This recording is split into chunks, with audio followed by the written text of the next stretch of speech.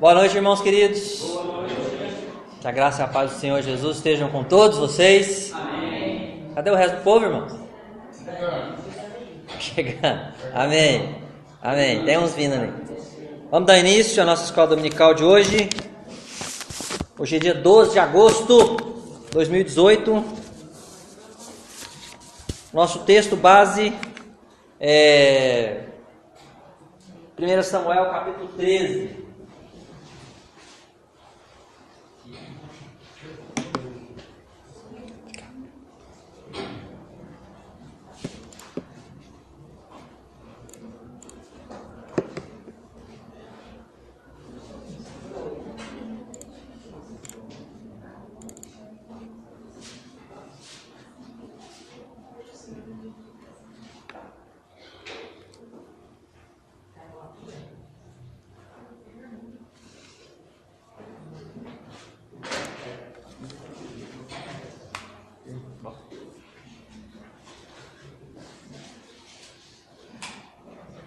Amém? 1 Samuel capítulo 14. Todos aí? 14, né? 13 foi semana passada. Ninguém falou nada? A lição 13, só que o capítulo 14.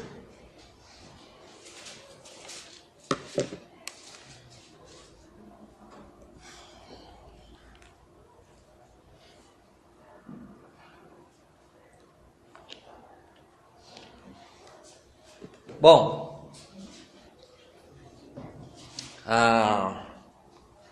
vamos fazer a leitura? 1 Samuel capítulo 14, é um texto longo, tá?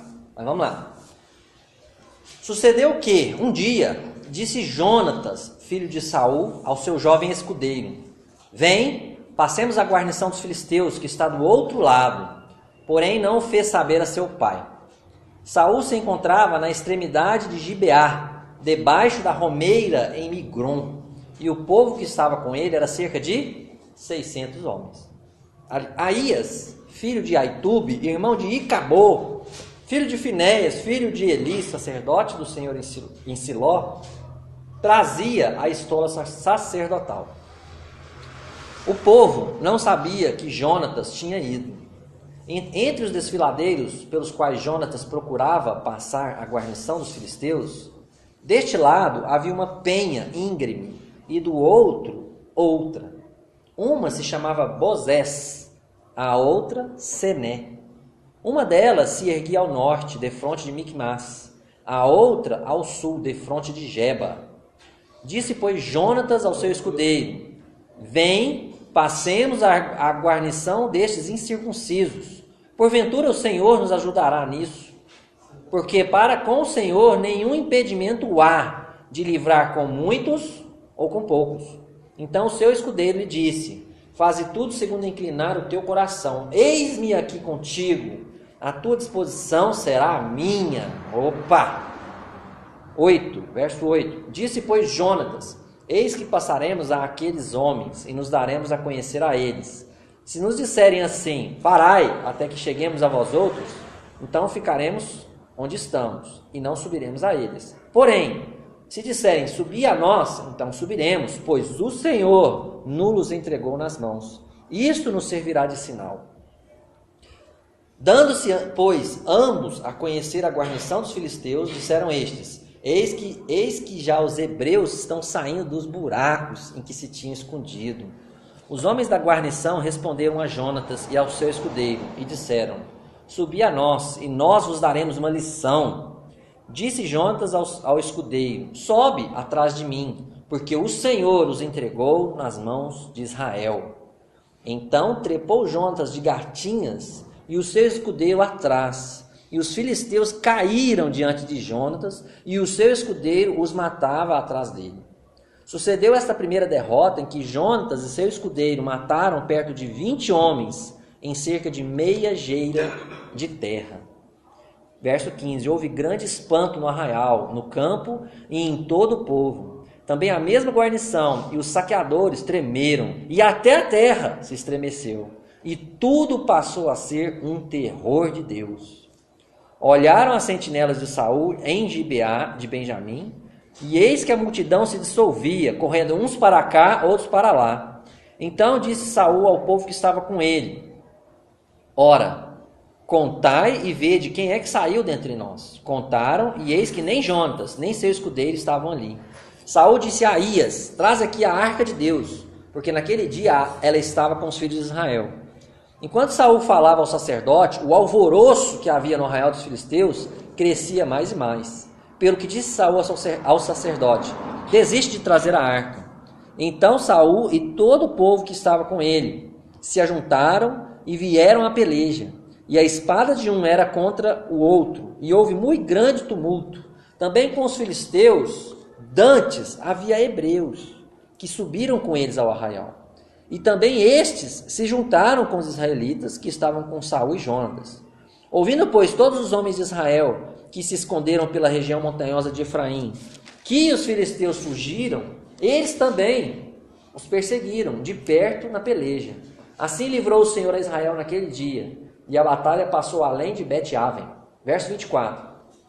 Estavam os homens de Israel angustiados naquele dia, porquanto Saul conjurara o povo, dizendo: Maldito o homem que comer pão antes do anoitecer, para que me vingue dos meus inimigos.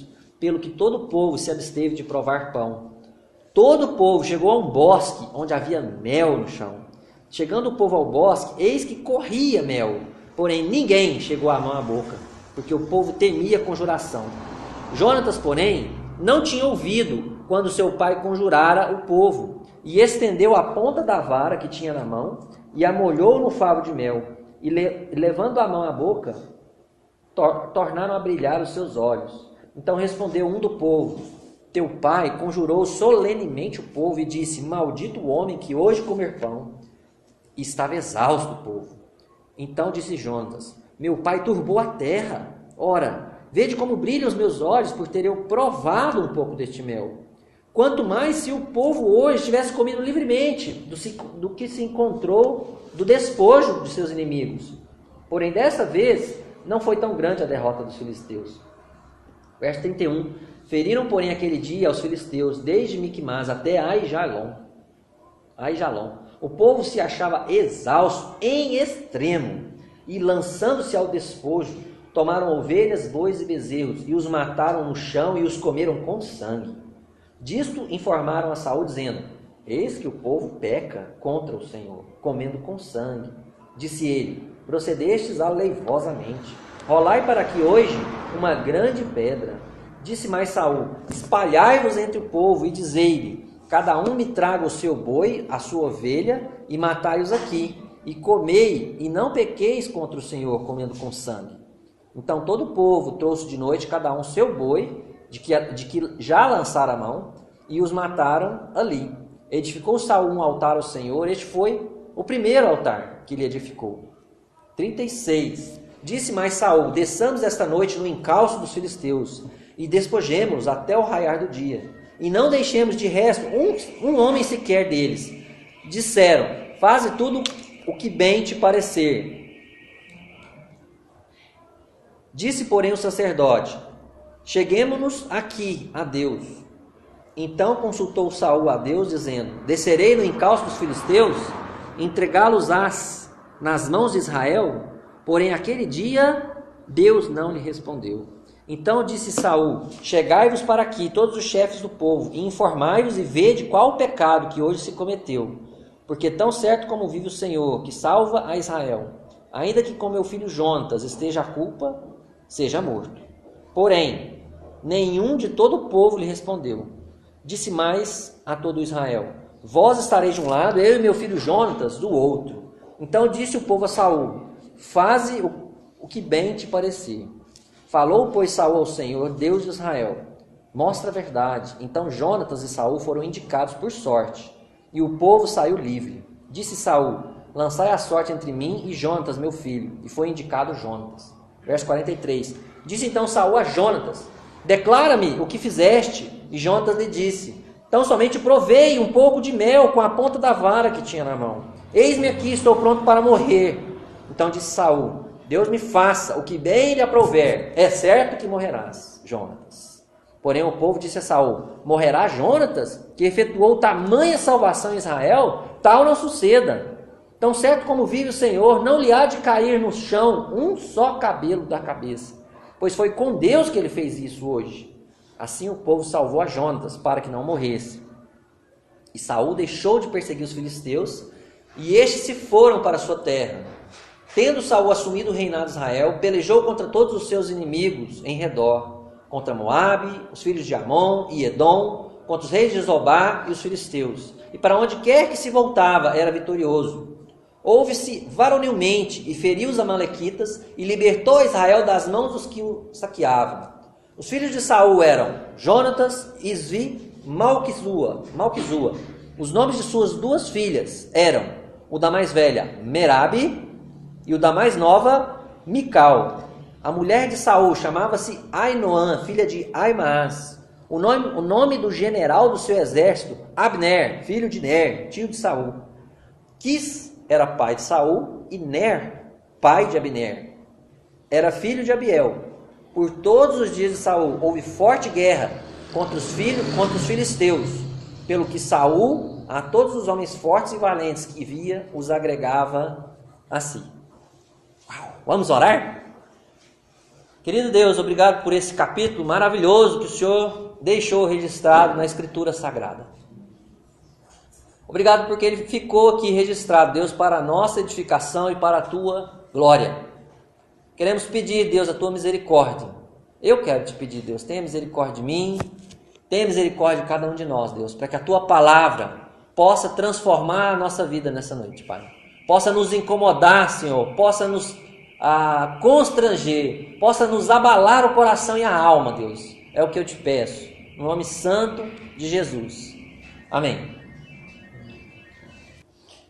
Queridos irmãos, dando uma pequena recapitulada na noite de domingo passado, capítulo anterior, né?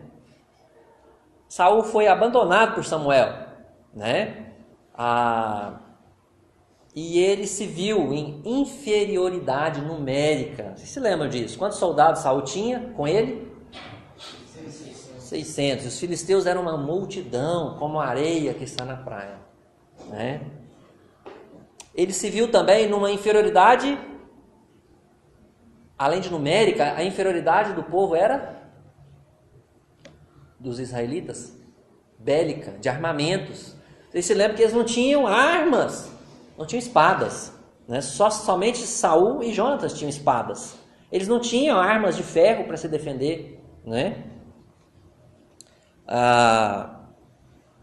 E o exército dos filisteus avançava em várias frontes na direção dos judeus. Na noite de hoje, portanto, veremos as ações contrastantes de Jonatas e Saul na batalha contra os filisteus. As ações de Jonatas e as ações de Saul são bem diferentes. Bem diferentes. E a gente vai observar isso se Deus permitir, tá?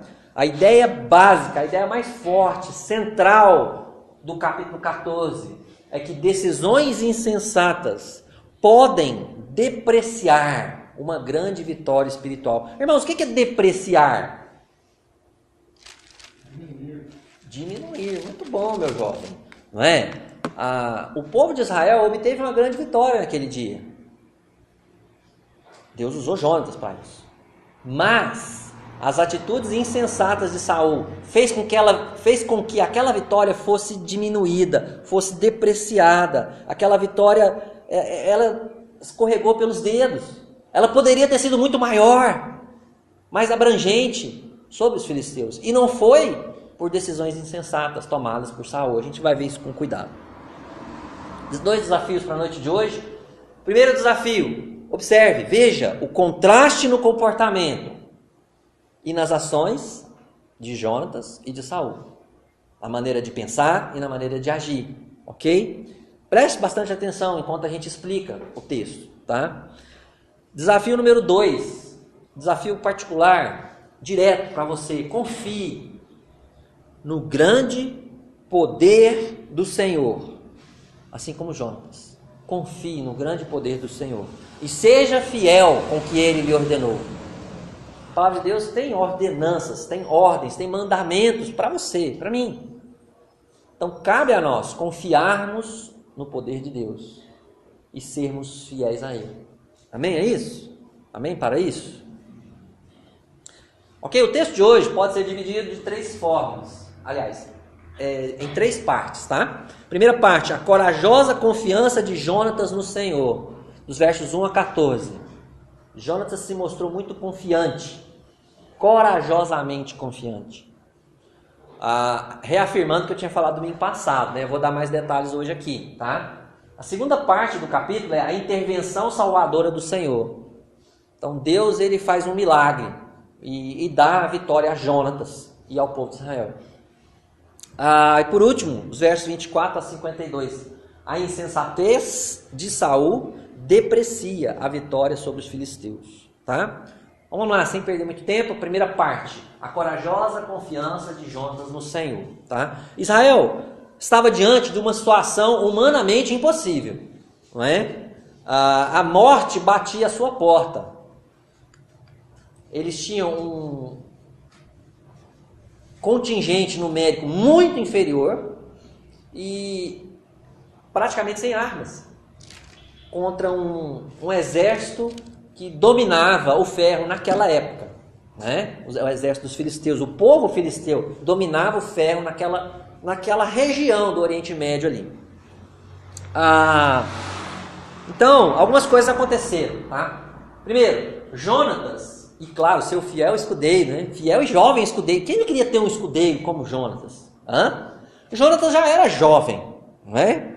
Porque a gente vê no capítulo 9 que Saul era jovem. De repente nós estamos no capítulo 13, 14, já tem Jonatas como um dos líderes do exército de Saul. Jonatas era jovem ainda na época e o escudeiro dele era mais jovem ainda. E tão corajoso quanto ele. Precisamos de jovens corajosos, né? Nos nossos dias. Jovens que estão ao lado de seus líderes, né? De seus governantes, vamos dizer assim, de seus... a autoridade que Deus colocou sobre a vida deles. E dando apoio. Então Jonatas e seu fiel escudeiro se dispuseram a investigar o arraial dos filisteus. Jonatas ele vira para o escudeiro e diz o seguinte, o versículo 1. Vem, passemos a guarnição dos filisteus que está do outro lado. Vamos lá, vamos dar uma chegada lá na guarnição dos filisteus. E diz o texto, interessante aqui, tá? Que ele fez isso de forma secreta. Versículo 1, o que diz a última frase aí? Alguém lê para mim? Porém não fez saber a seu pai. Saul não sabia que Jonatas tinha ido para lá. Olha, gente, como ele arriscou a vida dele, né? E ele era o príncipe, né? O herdeiro do trono. E ele arriscou a vida dele, nem para o pai contou. Quem mais não sabia? Final do versículo 3, a última frase, outra pessoa, lê para mim, bem forte. O povo não sabia que Jonatas tinha ido. Ninguém sabia, o povo não sabia, Saul não sabia. Ele saiu sorrateiramente, juntamente com seu escudeiro. Vamos lá. Ele saiu secretamente. O povo não sabia e o pai não sabia, ok? Eles abandonaram secretamente o arraial e foram até o arraial, na direção do arraial dos filisteus, ok? Os versos 4 e 5, eles vão mostrar que Jonatas, ele fez uma empreitada difícil. Gente, o terreno entre o acampamento dos judeus e o acampamento dos filisteus era o quê? O que dá para perceber aí no texto? Os versículos 4 e 5. Era um lugar tranquilo? Uma penha íngreme. Dependendo da tradução, vai estar penhasco. Dependendo ainda da tradução, vai falar sobre rochas. Era um lugar de difícil acesso, difícil... Transposição. Eram dois montes com um vale no meio. Então ele desceu, depois subiu. Interessante que o texto fala que ele foi engateando. Talvez a penha era tão íngreme que ele teve que usar as mãos e os pés. Então, alguns estudiosos dizem isso, né? E ele foi corajoso, eles foram sozinhos e eles atravessaram lugares difíceis. Olha a coragem desse homem, desse jovem homem de Deus. Jonatas e seu fiel escudeiro se dispuseram não só para observar ou investigar o arraial dos filisteus, mas para lutar contra eles. É interessante. Chega no versículo 6, diz o seguinte: disse, pois, Jonas ao seu escudeiro: vem, passemos a guarnição dos filhos destes incircuncisos. Porventura, ou algumas traduções diz, talvez o Senhor nos ajudará nisso. Por quê? Para o Senhor nenhum impedimento há de livrar com muitos ou com... Esse versículo é o mais maravilhoso para mim, desse capítulo. Mostra a fé desse homem, a confiança que ele tinha no Senhor. Mas você pode dizer, mas como que ele sabia que Deus ia dar vitória para eles? Irmãos, nós já vimos aqui, em outras aulas, que no Velho Testamento, Deus tinha promessas específicas para o povo de Israel. Se vocês forem fiéis, se vocês temerem o meu nome, o nome do Senhor, né? E se vocês obedecerem à lei, nenhum povo será páreo para vocês, né? Eu vou dar vitória para vocês sobre os seus adversários. A palavra de Deus estava cheia de promessas para o povo judeu nesse sentido, né? Bastava confiar. Deus tinha levantado o rei Saul justamente para dar vitória sobre os filisteus. E Jonatas corajosamente foi lá. Porque para Deus, não importa se eles são 1 milhão e se nós somos só 2. Não é? Muito corajoso esse homem. E aí o escudeiro não fica por menos, né? O que diz o verso 7? Alguém lê para mim bem forte, irmãos. Vamos lá. Então o seu escudeiro lhe disse: faze tudo segundo inclinar o teu coração. Eis-me aqui contigo. A tua disposição será a minha. Estou contigo e não abro. É bom ter parceiros assim na vida cristã, não é? Parceiros que estão ao seu lado para te estimular. Muito bom, gostei desse camarada aqui. Verso 8. Aí Jonatas ele vai como se pedir um sinal a Deus, né? Não parece no texto, o texto não fala que Jonatas tinha medo, nem insegurança, em nenhum momento transparece isso. Talvez ele fez isso por prudência, né? Eu não posso dizer com certeza, mas assim, durante todo o texto, desde o capítulo 13 e o capítulo 14, Jonatas se mostra muito corajoso e muito confiante em Deus. Mas aqui no verso 8, o que ele faz? Disse, pois, Jonatas: eis que passaremos àqueles homens e nos daremos a conhecer a eles. A gente vai chegar, eles vão nos ver. Vamos caminhar na direção deles.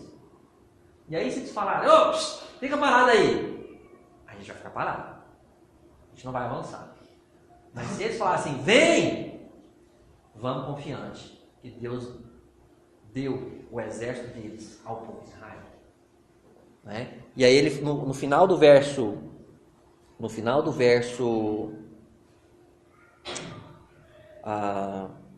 10 diz: isto nos servirá de sinal, né? Ele queria talvez uma confirmação de Deus, né? Deus, então me confirma se é isso mesmo, né? Vamos lá. O que aconteceu na sequência? O que aconteceu? Eles apareceram. O que os filisteus falaram? E começaram até a zombar deles. Estão saindo dos buracos. Lembra no capítulo anterior que eles fugiram? Uns se esconderam nos buracos, nos túmulos, nas cisternas, não é? Olha os medrosos, tudo saindo dos buracos. Vem cá que nós vamos dar uma lição a vocês. Aí o Jonas se encheu de coragem. É nós. Vamos lá. O Senhor os entregou nas nossas mãos. E ele não fala nas nossas mãos, não. Ele fala nas mãos de quem? Do exército de Israel. Do povo de Israel. Não é? Legal isso. A humildade dele. Lembra que Saul mais adiante vai falar assim: vou me vingar dos meus adversários. A motivação dele. Aqui Jonas já fala na coletividade, né? Nas mãos do povo de Israel. E então, eles subiram a penha íngreme. O que aconteceu lá? O que aconteceu, irmãos? Eles foram chamados, eles subiram. O que aconteceu lá? Quantos filisteus eles mataram? Aproximadamente uns 20 numa meia geira de terra. Daria o quê? Uns 6 a 8 terrenos. 10 por 25, igual esse aqui. Ó. Pensa aqui, ó, uns 8 terrenos juntos. É um espaço não grande demais, mas não também muito pequeno. Né? Então, dentro desse terreno, eles mataram 20 inimigos. Cerca de 20 inimigos. Né? E assim, o texto conta isso de uma maneira até meio que estranha, né? Ele engateando e, né, derrubava os adversários e o escudeiro atrás matava. Né? Não dá nem para você vislumbrar uma situação dessa. Como que isso aconteceu? Isso já foi um milagre, né? Que aplicação, irmãos, a gente pode fazer desse texto até aqui, para nossas vidas, para a nossa vida cristã? Dessa vitória de Jonas, essa primeira vitória de Jonas.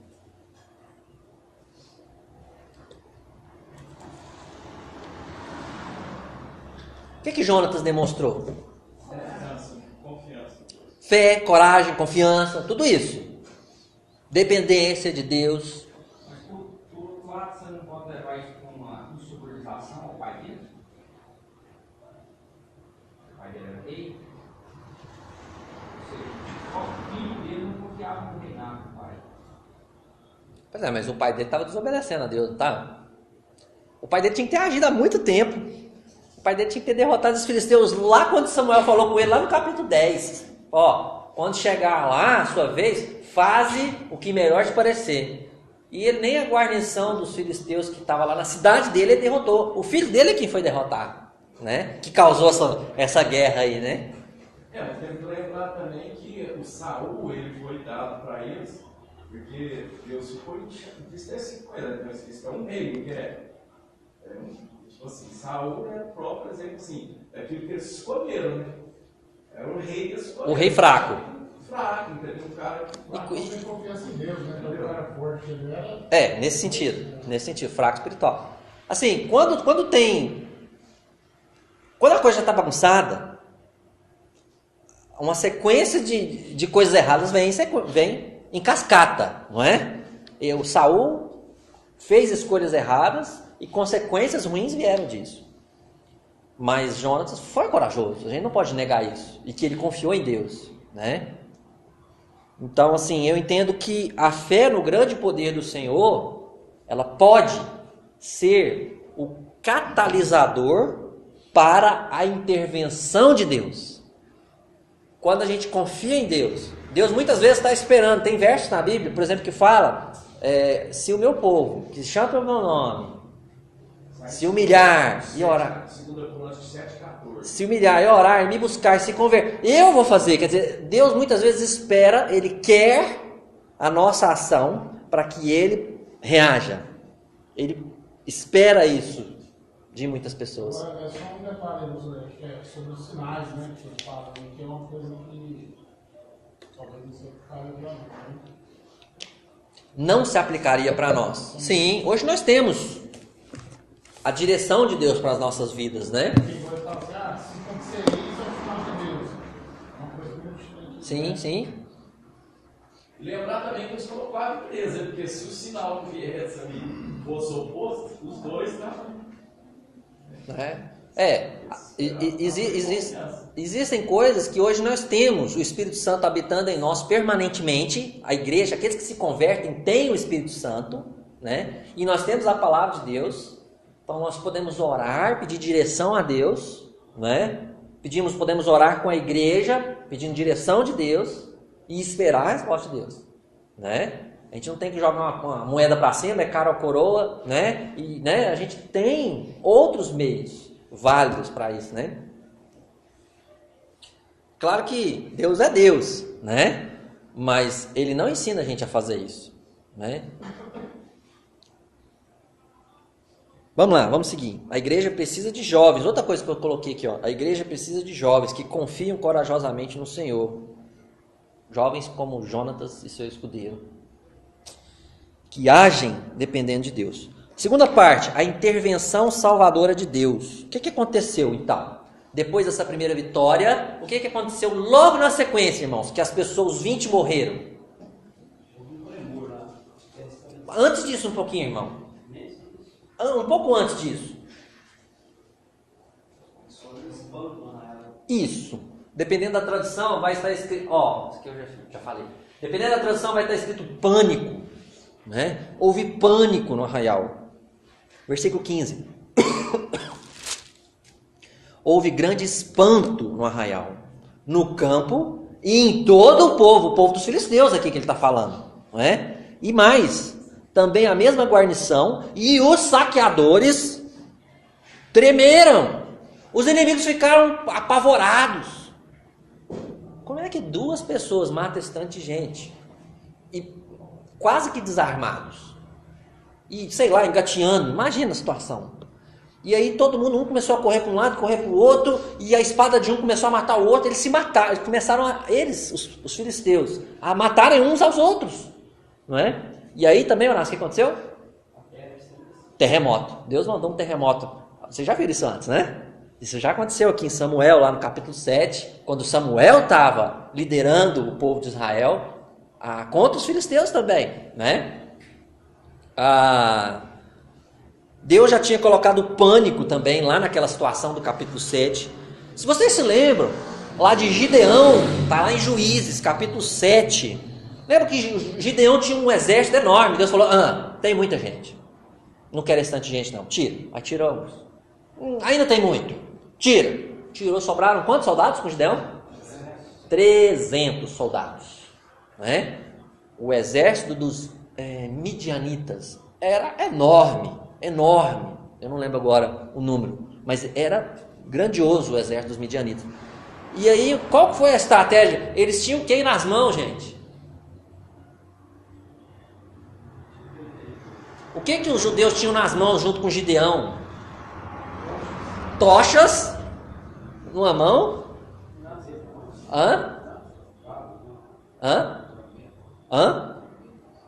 Trombeta. Tinha um vaso, eles estavam cobertos com vaso, a trocha e trombetas na outra mão, né? E aí eles tocaram as trombetas, né? E quebraram os vasos, e aí houve pânico no arraial dos midianitas. Deus já fez isso outras vezes, lá no Egito. Quando Deus abriu o mar vermelho, e aí Deus emperrou as rodas dos carros dos egípcios e diz que houve pânico. Deus faz coisas maravilhosas e milagrosas quando o povo dele se dispõe a ser corajoso, a ter fé, a confiar no Senhor. Deus mandou um terremoto. O final do versículo 15 eu achei bacana também. E tudo passou a ser um terror de Deus. Joia isso. 2 pessoas corajosas Deus usou. E uma multidão ficou aterrorizada. Às vezes você olha para a igreja e fala, essa igreja já tem meia dúzia de gente e tal. Deus pode te usar. Deus pode te usar. Confie no Senhor. Seja fiel ao Senhor. Deus pode fazer coisas grandiosas e milagrosas, maravilhosas. Despertar muita coisa no nosso meio, em nossas vidas. Né?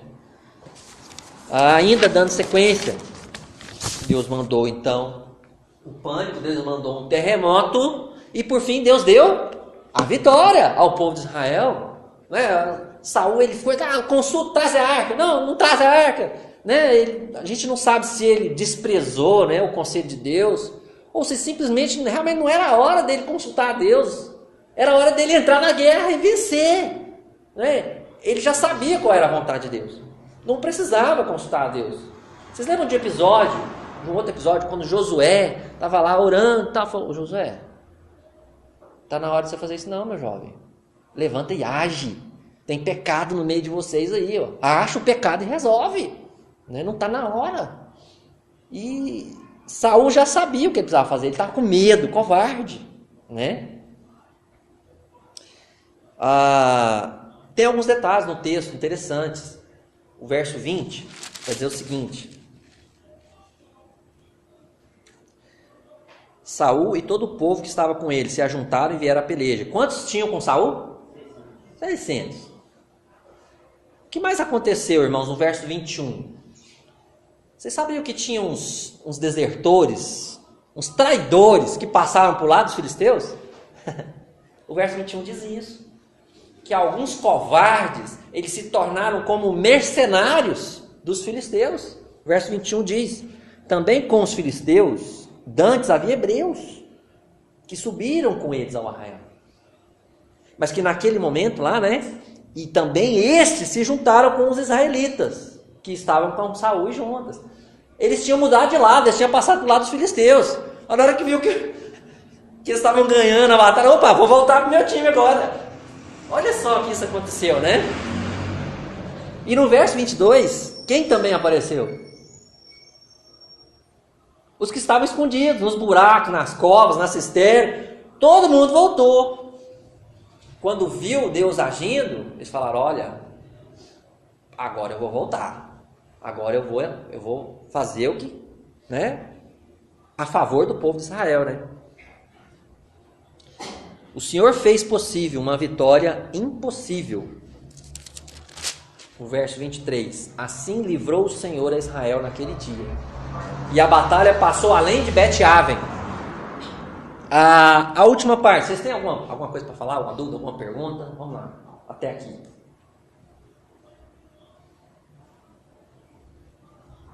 Até então nós estamos falando de coragem, de confiança no Senhor, tá? A ação de Jonatas e da resposta de Deus, tá? Agora, a insensatez de Saul, nos versos 24 até o fim. A gente já tinha falado sobre o que é depreciar, né? Eu achei no dicionário, Arlen, depreciar é diminuir, reduzir a qualidade, desvalorizar, prejudicar. O exército de Israel poderia ter alcançado uma vitória muito mais expressiva sobre os filisteus, mas atitudes do rei impediram que isso acontecesse. Então vamos lá, os atos insensatos de Saul. Quais foram os atos insensatos de Saul, irmãos? Qual foi o primeiro?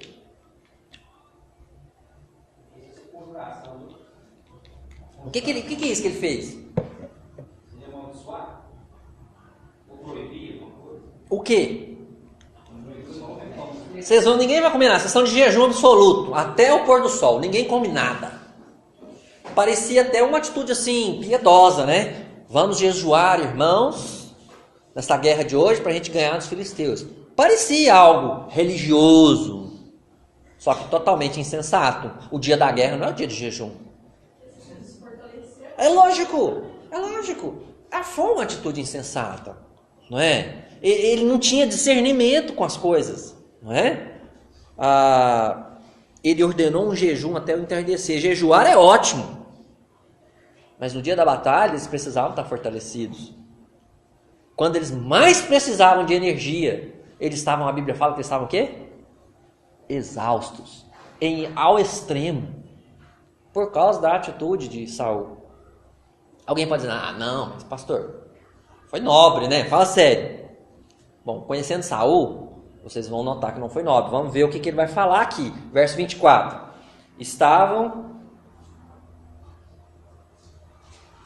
os homens de Israel angustiados naquele dia. Por quê? Porquanto Saul conjurara o povo, dizendo: maldito o homem que comer pão antes de anoitecer, para que me vingue dos meus inimigos. A motivação de Saul era o quê? Pessoal. Para que me vingue dos meus inimigos. Ele queria trair a glória para ele. Ele queria vencer os inimigos, né? E aí ele põe todo mundo para fazer jejum para a glória dele, né? Vamos dizer assim, né? Até o seu próprio filho Jonatas, ele fez a avaliação da atitude do pai dele. Meu pai turbou a terra. Alguém tem uma tradução diferente aí? As palavras fortes, o que ele disse. O meu pai trouxe desastre sobre o povo. O meu pai trouxe desgraça sobre o povo. Falta de graça. Palavras fortes de Jonatas. Olha, isso é uma loucura o que meu pai fez. Meu pai não devia ter feito isso. E ele ainda justifica. Olha como os meus olhos brilham. Como eu me senti fortalecido, reanimado. Não é? Com essa energia que o mel me trouxe. Quanto mais se todo mundo pudesse ter comido dos despojos da carne que nós conseguimos, a gente ia derrotar esses filisteus rapidamente. O próprio Jonatas falou isso, não é? O verso 24 diz: o povo estava angustiado. O verso 31 e o 29 dizem: o povo estava exausto, e exausto em extremo. Saul arriscou a vida de seu povo de forma insensata e desnecessária. A motivação foi pessoal, vingança. Saul tinha aparência espiritual, mas um coração rebelde à palavra de Deus. Ele era religioso. Vamos consultar a Deus. Não, vamos consultar a Deus nada, né? Traz a arca. Não, traz a arca, não. Vamos fazer um jejum. Mas na hora de obedecer a palavra, ele, corria, né? Isso serve para nós, né? Porque hoje a gente aprende a ser religioso. Você leu a Bíblia? Você orou? O pastor de vez em quando pergunta, né? Quem leu a Bíblia? Eu li a Bíblia todinha. Mas e seu coração? Como está seu coração? Né? Você faz o que você faz por obrigação ou você faz por paixão? Porque quer se relacionar mais com Deus, né? Então aí, o que aconteceu depois do pôr do sol?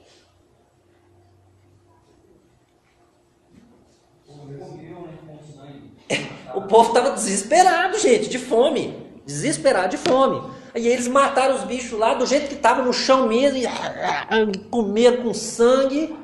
E aí chegou um Saul, o pessoal está fazendo um negócio errado lá. Por que errado? Porque na lei estava escrito que o judeu não podia comer carne com sangue, tinha que derramar o sangue na terra. E eles estavam nem pensando nisso, né? Aí então Saul lá, mais uma vez, religiosamente, gente, tragam aqui o animal, vamos derramar o sangue e tal, né? Em vez de ele ter feito certo lá atrás, aí ele tentou emendar a situação, né? Beleza até aí. E aí todo mundo comeu, barriguinha cheia, aí Saul veio com a outra ideia. Qual foi a ideia de Saul? Tá, mas depois disso, depois que eles comeram e tal, qual foi a ideia de Saul? O verso 36. Todo mundo tranquilo, já de barriguinha cheia? Vamos perseguir os filisteus. Descansar não, nós vamos pegar eles à noite, nós vamos destruir eles de noite. Verso 36, desçamos, desçamos, Maria. Desçamos esta noite no encalço dos filisteus e despojemos até o raiar do dia, e não deixemos de resto um homem sequer. E o povo falou o quê? Vamos! O povo estava com ele, gente. O povo estava com Saul, né? O povo era animado. Vamos sim. Mas aí o que aconteceu?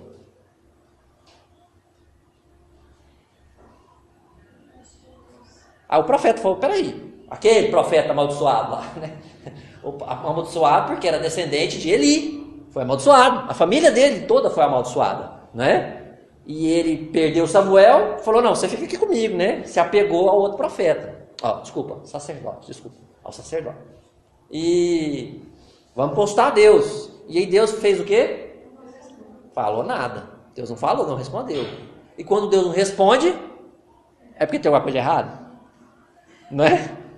E aí tem pecado. Aí Saul mais uma vez, religiosamente, não, vamos ver como é que está o pecado e tal, vamos resolver. O pecado está com ele, né? Em primeiro lugar, né? Mas tudo bem, vamos ver onde é que está o pecado e tal. E aí qual foi a segunda atitude dele? Insensata. Mas assim, ele não sabia que era Jonatas. Então, ele fez um juramento, um voto inconsequente. Ele, né? Isso já aconteceu também lá no livro de Juízes, com um juiz chamado Jefté. Ele falou assim, a primeira pessoa que aparecer na minha frente depois que eu voltar da vitória, eu vou sacrificar o Senhor. E quem que apareceu? A filha dele. Então, cuidado na hora que você abre a boca, irmão. Né? Cuidado com as coisas inconsequentes que a gente fala, né? Vamos medir as palavras. E ele, não, ainda que seja meu filho, vai morrer. Beleza. Só que Jonatas sabia do que ele tinha feito, do juramento que ele tinha feito, do voto que ele tinha feito? Não sabia, né? Então a gente pode dizer que diante de Deus, Jonatas tinha culpa daquilo lá. Diante de Deus, ele não sabia. Ele desobedeceu voluntariamente à ação de Saul? Ele não fez isso, né? O cara falou, mas já tinha ido na boca dele. O cara falou, já era. O texto não fala que ele continuou comendo, né? Então, o que aconteceu? Ah, foi você? Então... E aí ele ainda falou uma outra coisa, vocês perceberam? No verso 44. Então diz Saul, Deus me faça o que bem lhe aprouver, é certo que morrerás. E Deus fez. Deus fez com Saul. Com Saul e com toda a família dele. Todos eles morreram juntos, num dia só, né? Saul e seus filhos. Vocês perceberam um detalhe também no texto? Que quando Saul falou assim, nós vamos saber cadê o pecado. O que o povo fez? O povo se calou. O povo sabia onde é que estava o erro. O que tinha acontecido. Por que Deus não estava respondendo? Porque alguém não cumpriu com o jejum, mesmo não sabendo. Jonatas, o povo sabia que era por causa disso. E o povo ficou caladinho, não falou nada, né? E aí quando Saul falou, vai morrer, aí o povo, não, vocês vão matar, não vai matar Saul não, Jonatas não. Por quê? Vamos ler. 45. Porém o povo disse a Saul, morrerá Jonatas, que efetuou tamanha salvação em Israel? Tal não sucede de jeito nenhum, não é? Tão certo como vive o Senhor, não há de cair no chão. Olha o que eles falaram. Isso sim é um juramento corajoso. Tão certo como vive o Senhor. Ele não vai morrer, não. Não vai cair da cabeça dele um fio de cabelo. O povo se pôs contra Saul nesse momento. Você não vai fazer nada com ele. Usaram o nome de Deus até para isso. Porque foi com Deus que Jonas venceu os inimigos hoje. E aí, qual foi o resultado de tudo isso? Desse segundo erro de Saul, desse ato insensato. É que Deus poupou a vida de Jonas. Beleza, Deus poupou a vida de Jonas. Mas depois dessa confusão toda, do povo entrar na frente e tal, o que aconteceu? Isso, eles poderiam ter acabado com o exército dos filisteus, mas aí o povo entrou na frente de Jonas contra Saul. Não teve mais clima, acabou o clima, cada um foi embora e os filisteus fugiram. Então as atitudes insensatas de Saul depreciaram a vitória do povo, né? Então aconteceu isso, eles poderiam ter vencido. E dos versos finais, irmãos, dos versos 47 até o fim, eles vão mostrar mais ou menos um resumo da família de Saul, do reinado de Saul. Ele não tá aqui ligado com o texto assim, cronologicamente, né? Vai falar da família dele e tudo mais, né? Um resumo do governo, da família e da corte de Saul. E a gente vai notar que Saul foi um grande guerreiro, um guerreiro vitorioso, não é? Mesmo um homem espiritualmente fraco. Mas Deus usou aquele homem espiritualmente fraco para proteger o povo de Israel dos inimigos ao redor. Foi da vontade de Deus fazer isso, não é? Beleza? Eu não faço especificamente como que foi, mas quando o povo se calou, quando o rei Saul falou, o povo se calou e Deus lançou sorte depois dos dois, né? Eu não entendi como que pode ter sido isso. O lançar sortes? É. Ah, tá, bem lembrado. Então, na roupa do sacerdote, tinha duas pedrinhas. Uma chamava Urim e uma chamava Tumim, né? Então, a gente não tem detalhes disso, né? Mas o que se explica disso, né, o que os estudiosos explicam é que uma pedra era um resultado e outra pedra era outro resultado. Tá? Cara e coroa. Tipo cara e coroa. Só que ainda tinha uma terceira opção, que a gente não sabe como funcionava. Uma terceira opção é quando Deus não responde. Quando não é sim nem não, a gente não sabe como é. Então tinha três opções a resposta. Sim, não e nada, né? Então, o lançar sortes era isso, né? Então, mas o pecado estava sobre Jonas, porque o Jonas provou ela, ou não porque o povo comeu. O que o povo fez foi depois, né? O que o povo fez foi depois. Tá, mas quando Saul ele virou em si mesmo. Entendi o que você está perguntando. Então, alguém dentre o povo não obedeceu o jejum, e foi Jonas, né? Então, tecnicamente, ele estava errado, e isso apareceu na sorte, tá? Mas eu perguntei para vocês, se diante de Deus, se Jonas com Deus, moralmente, se ele tinha falhado com Deus. Foi isso que eu perguntei. Mas tecnicamente, ele desobedeceu um juramento, sem saber. Ele desobedeceu um juramento sem saber. Então foi isso que apareceu lá. Por isso que a sorte caiu para ele, né? Só que Isaac veio ali com a barriga cheia de mel. Ele provou, né? Mas... E o texto não fala que ele continuou, fala, eu vou comer, vocês não estão nem aí. O texto não fala isso. Mas depende, né? Às vezes você está exausto, tão exausto, que qualquer coisa te... Irmãos, então hoje nós aprendemos, ó. O que nós aprendemos? Falhou.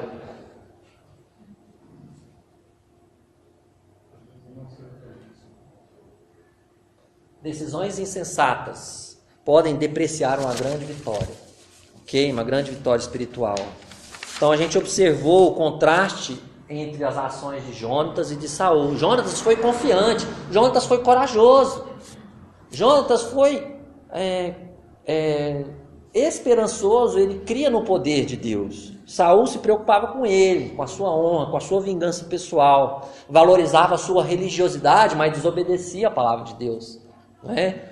Jonatas foi usado como um catalisador para que grandes conquistas viessem, né? Então eu quero desafiar você, confie no poder de Deus. Deus pode usar você, se Ele quiser, para que através de você muitas coisas possam acontecer. Amém? Vamos orar. Querido Deus, obrigado pela sua palavra. Obrigado pela vida de Jonatas, Pai. Apesar de tudo que aconteceu, nem todas as coisas são tão claras para a gente entender, Deus, mas podemos entender que ele foi um homem corajoso, que confiou no Senhor, Pai, e o Senhor o usou para dar uma vitória espetacular para o teu povo de Israel, Pai. Ó Deus, ajuda-nos a sermos corajosos, a sermos, Deus, ousados como Jonatas e o escudeiro. Nem sabemos o nome dele, Pai, mas sabemos que também foi um homem corajoso. Ó Deus, ajuda-nos a entendermos que a gente tem que tomar cuidado com as nossas escolhas, Deus, com as nossas decisões, para que elas não sejam insensatas, querido Deus, não sejam apenas religiosas. Em nome de Jesus. Amém.